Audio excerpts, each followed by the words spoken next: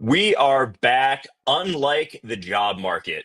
Some rough numbers the last few days have sent the markets into a little bit of volatility. We'll be discussing that, the latest in Asia, and much more today on Money Never Sleeps.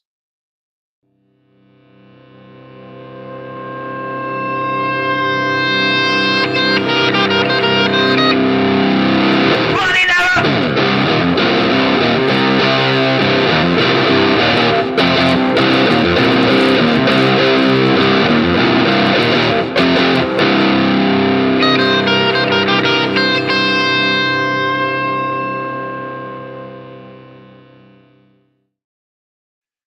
Thanks for joining us today, everybody. As we get going, do us a favor, like today's stream, subscribe to the channel if you haven't yet. And remember, nothing Kevin or I say is financial advice. So please do your own research before making any buys or sells.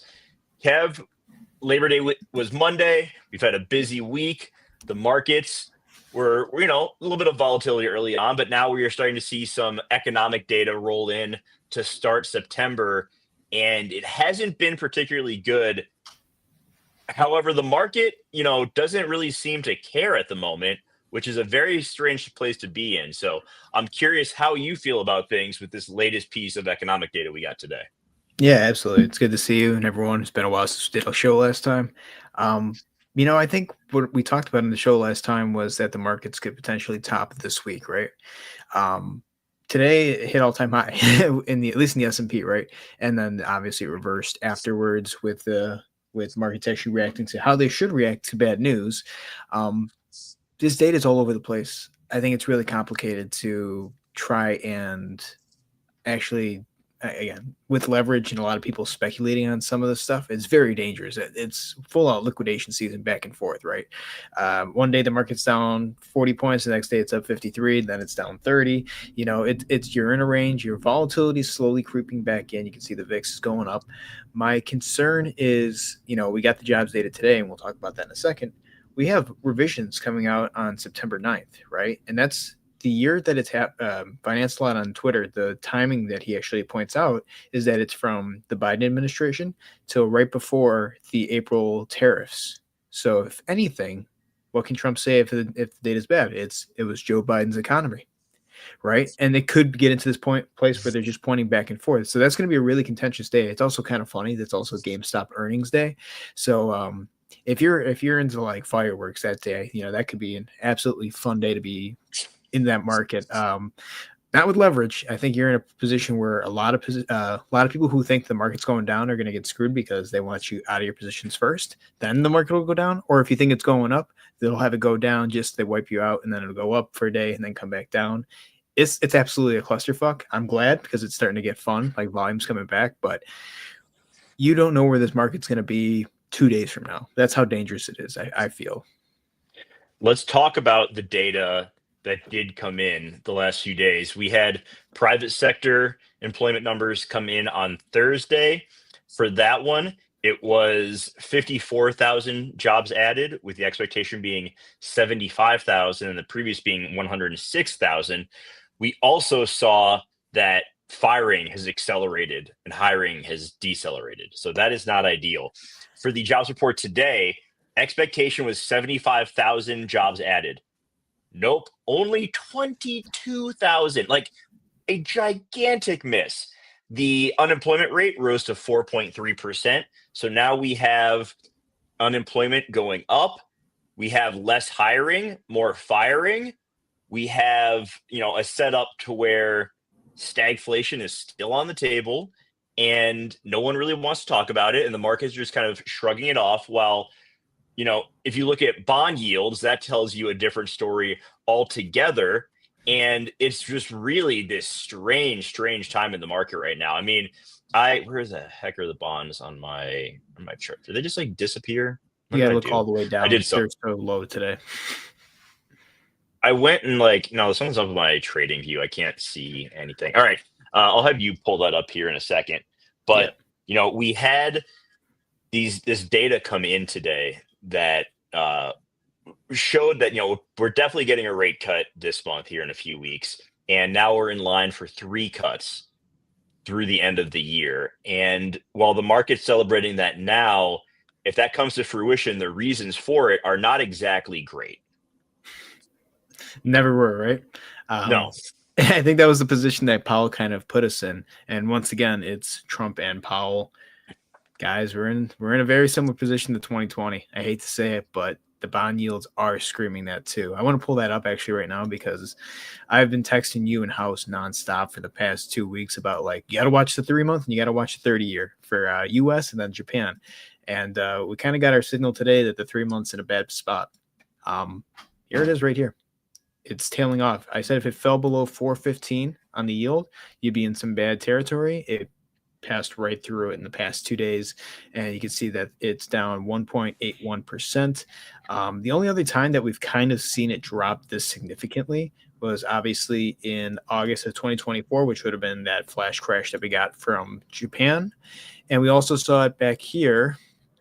Let me get rid of these Bollinger Bands because they're annoying me. But you saw it back here in February and March of 2020. It just was trading sideways for a period of time, tails off, goes completely negative, right? People are buying bonds like crazy. The yields almost plummet to zero. You get back over here, you kind of have the start of that. So I would be very cautious here with the 3 month. We're going to continue to monitor it because it's just a sign of, well, what are people doing with their money? They're locking up a earlier today it was 4.10% yield for 3 months because guess what? If the market crashes for 3 months, you have that locked in for 3 months, 4.10%. Say the market only crashes and it's 2 months or so of down, you can sell that at not at a loss if it's way lower at that point, right?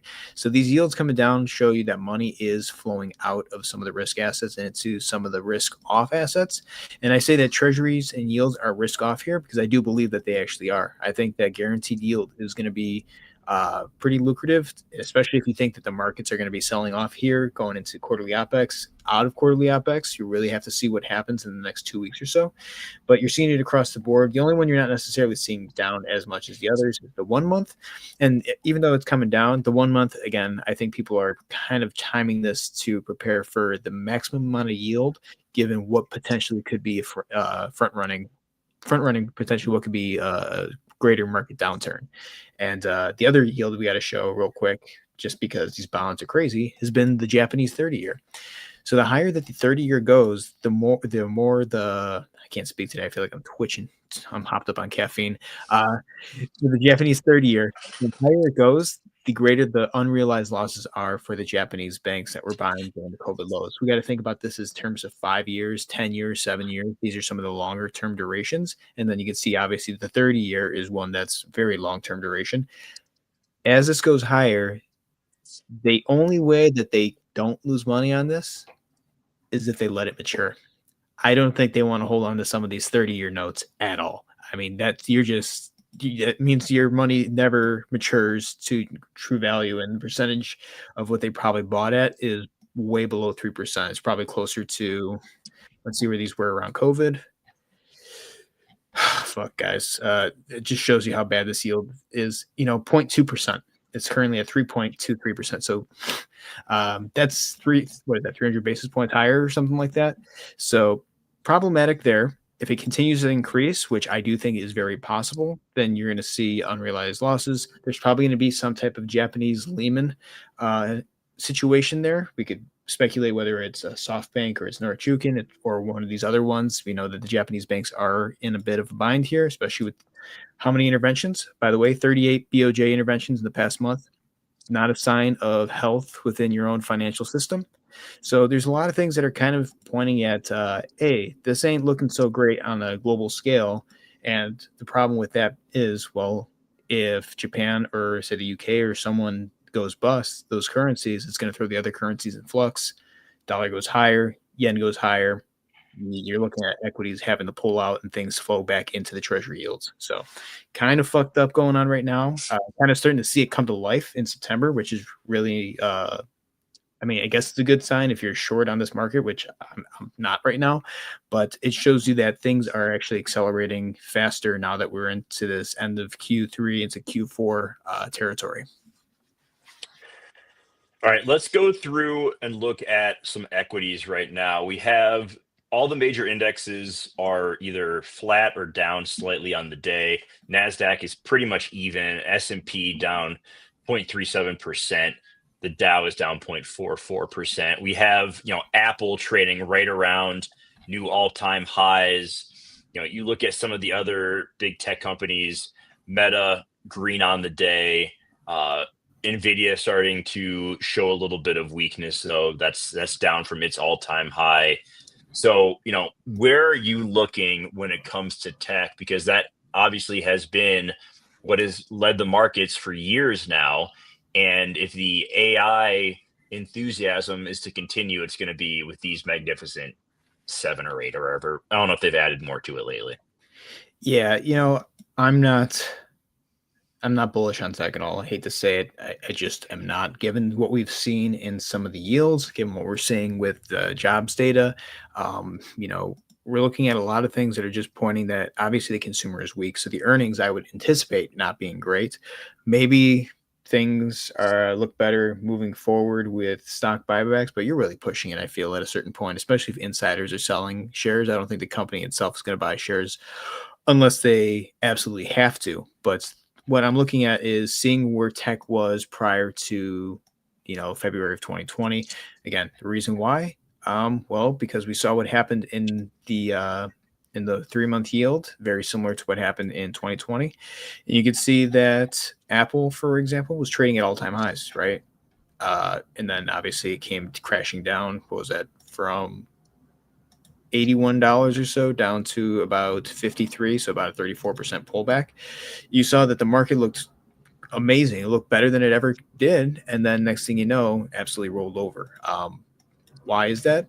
Possibly because we've talked about with clearinghouses and trades, and the bigger that it get, the harder it is for them to actually stay liquid and keep the price stable as people try to sell. As sellers, they try and find buyers, and the buyers obviously are much lower. The prices could drop rapidly. And I think that's a very similar situation for tech stocks. You look at Amazon. I'm just going to go back to, let's go to the weekly. If we look at the weekly in 2020, you're at all-time highs. Next thing you know, you're down all the way.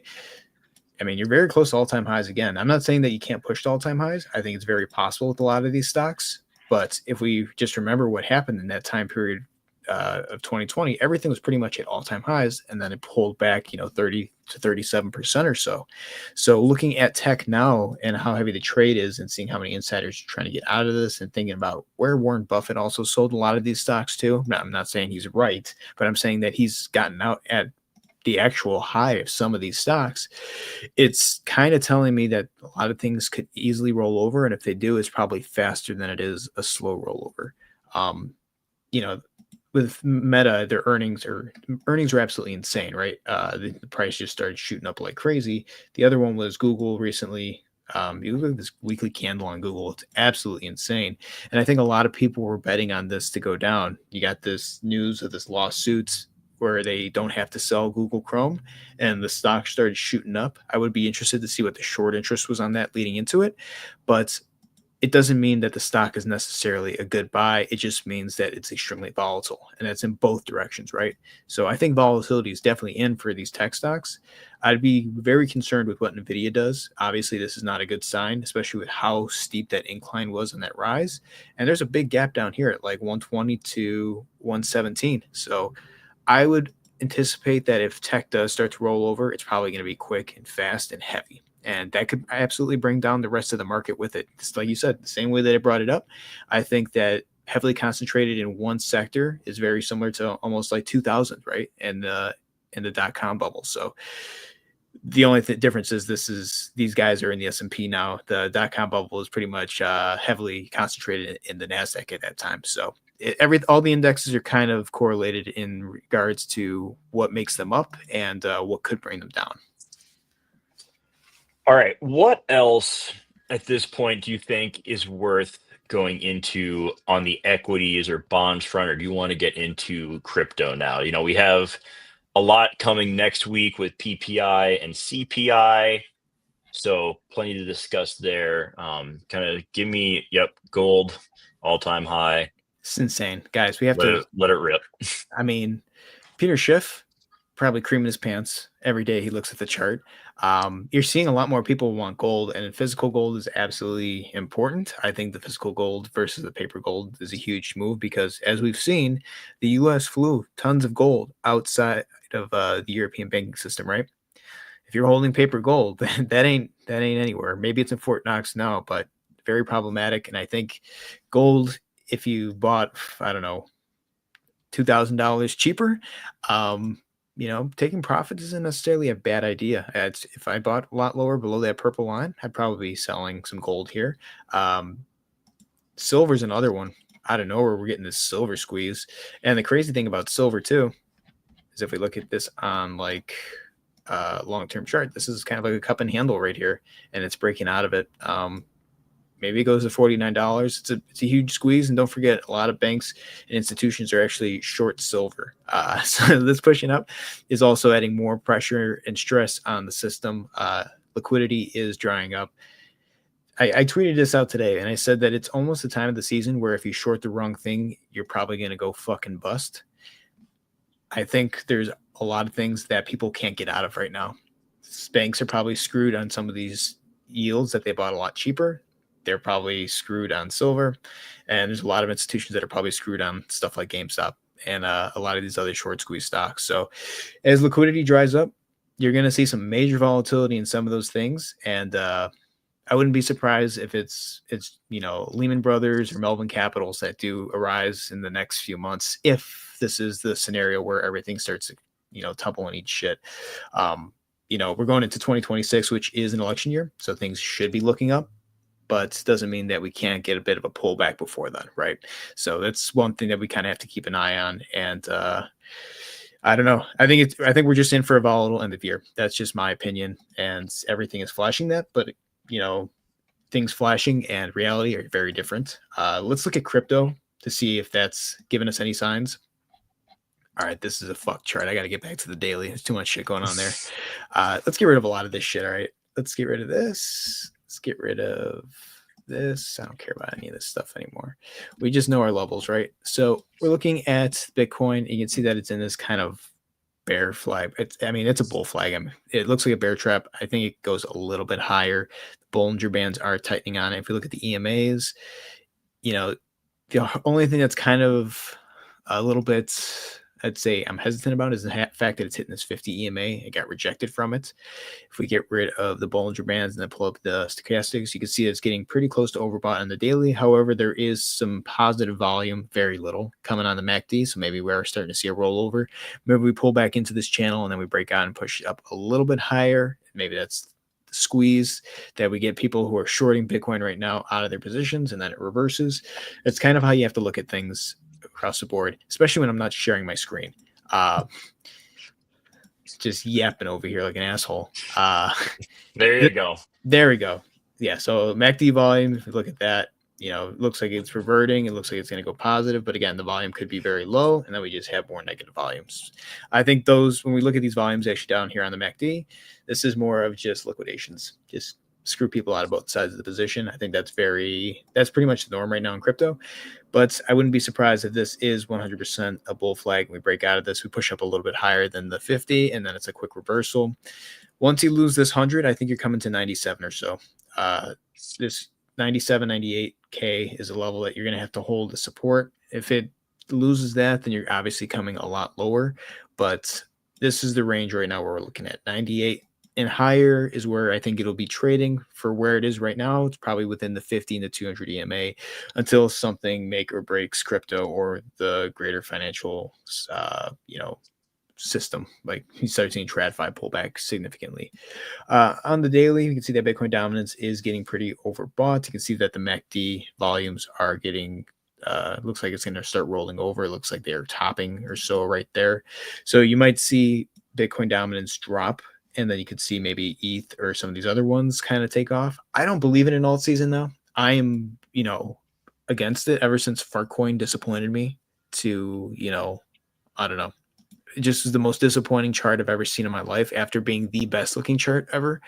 But the fact that you didn't see that thing take off and you didn't see ETH break higher than all-time highs, like to 5K or so, that is very concerning. That 5K level, I mean, it hit all-time highs, but the 5K level never was broken, is just kind of telling me that there isn't necessarily a lot of strength to push some of these alts higher. And that could be the fact that there is limited liquidity in the system, and a lot of institutions were actually selling as soon as it was getting near those kind of psychological levels. So very problematic if you're expecting an alt season. I just Hold real quick with Bitcoin, I did forget to bring up MicroStrategy now meets all the criteria to be included in the S&P 500. that'll be the Uh, top. I mean that would and I was looking for it. I can't find it right now. You know, some of the yields they're offering at this moment are very Ponzi-ish, and I just do not understand how they are making enough money to pay some of these yields at this point. Yeah, The preferred dividend of 10%. Where are they making that money from? didn't Like FTX what do that is shit too? Like with like the what USDT like yield? that to me is such a red flag. I don't get it. And maybe I'm just not very smart, but like if you're offering a preferred dividend of 10%, current rates are around, the low fours. Where are you going to make up the difference? Like, are you just assuming you're always going to be making more, like greater than 6% every month on Bitcoin? Like, what? I'm missing something here because it You're just not. doesn't. Every time I see something like this, when people get excited for it, it comes crumbling down. Well, I mean, this is literally what happened in 2021. This was FTX and Binance both offering USDT yields that were fucking insane. Some of those were like 9%. I think at one point there was some not stable coins, but some alts where the yield was like 18%. And it's like neither of these guys seem like they have enough liquidity right now to be providing some of these yields.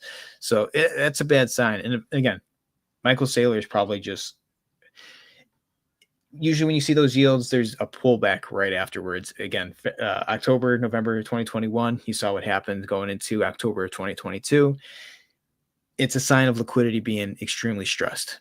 Again, I'm very concerned about Bitcoin because of MicroStrategy. I think the whole crypto market is in a very bad place, especially since he owns so much of it. And again, institutional buyers, institutional sellers, if they can't find anyone to buy when they need to sell, the price goes lower and then until someone buys it. But then if they keep selling just nonstop, there could be, an absolute just spiral out of control where everyone's just selling. So I'm very concerned with MicroStrategy having that much Bitcoin. I don't believe in the convertible bond sales for that company because they aren't making any revenue outside of the unrealized gains that they're making from Bitcoin. So I don't know where the money's coming from. Not at all. It's absolute BS. You look at GameStop, they're issue convertible bonds, but guess what? They actually are making money. They're actually having revenue come in. Maybe it's not as much as year prior, but it's actual cash coming in. And that's the huge difference between a company that knows what they're doing with cash flow and a company that is just leveraging debt to pretty much pay off balance sheets to make sure that it's operating and to push, I guess, their Ponzi a little bit higher. Maybe it's not a Ponzi. Who knows? We'll find out in about 2-3 months. But Could be a Ponzi. it is a bad fucking sign. I completely agree with you. All right. Any alts that you want to look at? We have everything's just kind of waiting right now. Like we're in this sideways chop with ETH at the moment, where it's been, between this 4,300 and 4,500 for the last week, like trying to figure out, and it's, if you look at the daily, the RSI is very oversold right now. If Yeah. you go and look at the weekly, it's very overbought. So it's, where do we head to next?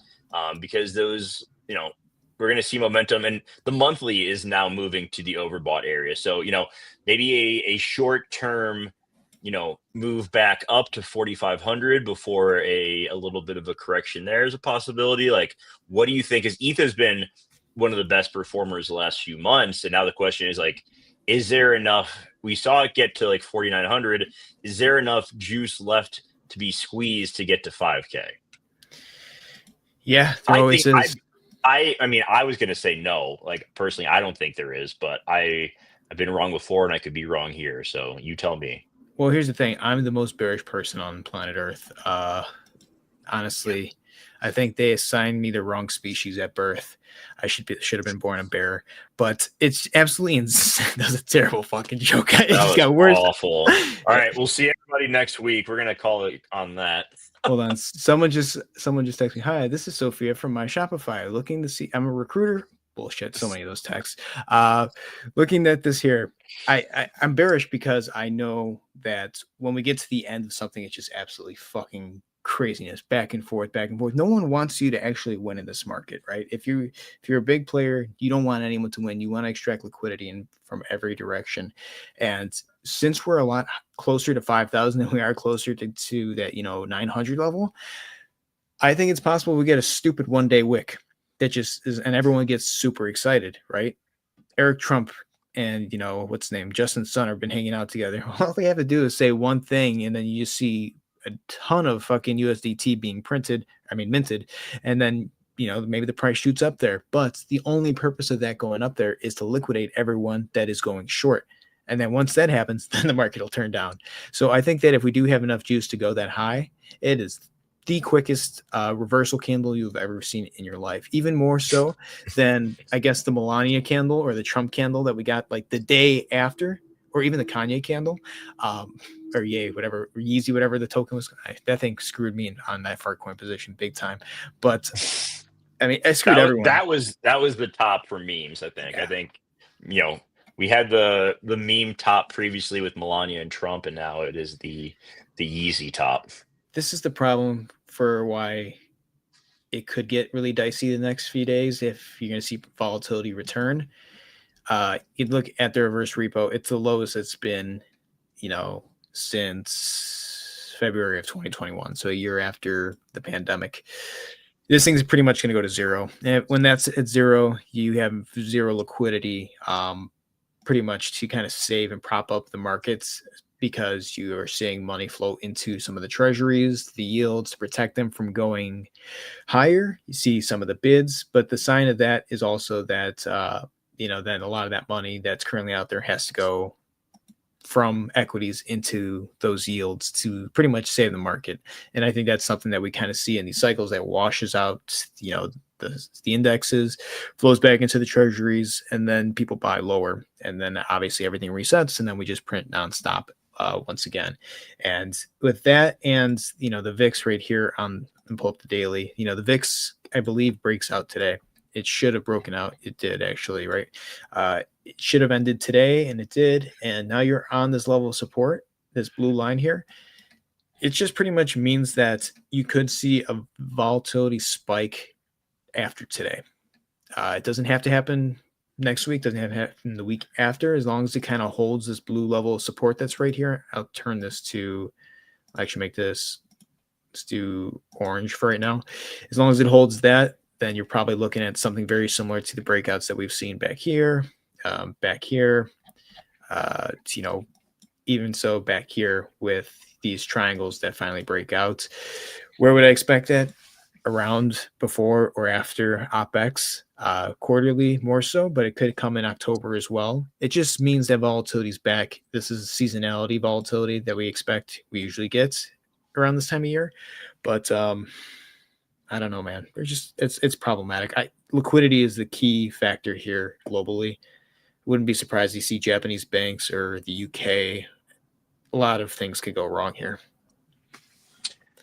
All right. That is how we're going to wrap it for today. We'll be back next week to find out what's going on in the markets. Until then, like today's stream, subscribe to the channel, drop a comment. Appreciate everyone. Have a great weekend. Enjoy some time away, and we will see you next time. Take care, everyone.